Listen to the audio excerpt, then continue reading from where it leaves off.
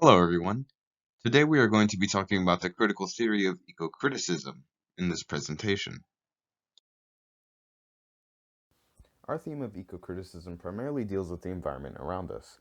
Although the majority of works that deal with eco-criticism focus on the environment in a more natural way, with imagery of trees in the wilderness, eco-criticism is more about everything that surrounds us, even if that environment is less trees and flowers and more steel and concrete. The writings of eco-criticism may vary, and can be attached to many different schools of thought. From scientific and philosophical writings to more creative works of literature such as poetry and novellas, people just seem to have an allure to explain or analyze the world around us.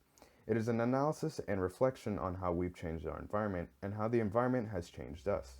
Many works under eco-criticism also tend to have a focus on highlighting the value of nature and promoting environmentalist values. As far as history would go, many scholars have recognized eco-criticism as being part of two different waves, with the first wave of eco-criticism coming along during the 80s and 90s, while the second wave of eco-criticism came about in our more modern age.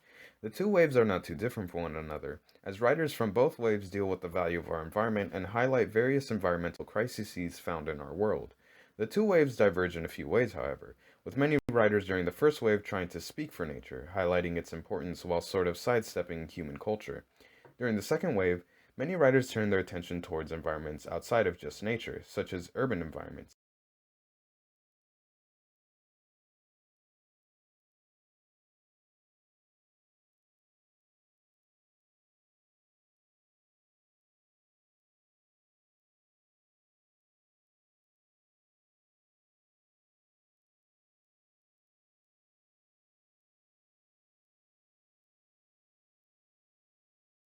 Highlight importance of analysis. In the opening of the Chrysanthemums, the environment is described as gray and foggy, closing off the valley from the rest of the world. This opening statement is a reflection of how the main character feels trapped in her own life. She compares her situation to an uncontrollable weather event created by an organic nature. Because her limitations are due to the fact that she is a woman, and society is not something that can be controlled or changed. The inherent nature of the environment we live in is something so recognizable to people that it can be used to create reflections and metaphors. Nature even has its own symbolic meanings. It can be easily recognized to the audience. It is in literature's nature to contain imagery, allusions, or references to organic and inorganic aspects of the environment.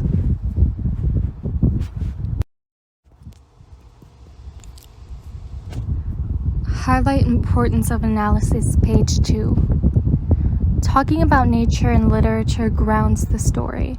In the yellow wallpaper, speaking about what the speaker can see outside of her window through the bars shows something real, not man-made. But even though it grows on its own free will, people still put it in constructs like gardens and planters. Whether looking at nature was a reminder of the freedom she doesn't have, or how even something as free and unpredictable as nature is imprisoned by man, she decides that staring at the yellow wallpaper is a better fate. In the short story, nature is used as a foil to the wallpaper. Nature is often used to contrast urban elements or man-made elements, where the story is primarily concerned. Nature also grounds the readers in the story by breaking away from such abstract and difficult to understand elements as mental health, postpartum depression, and abuse, with something of a lighter subject that everyone can relate to. Both of these stories show women who are unhappy in their lives.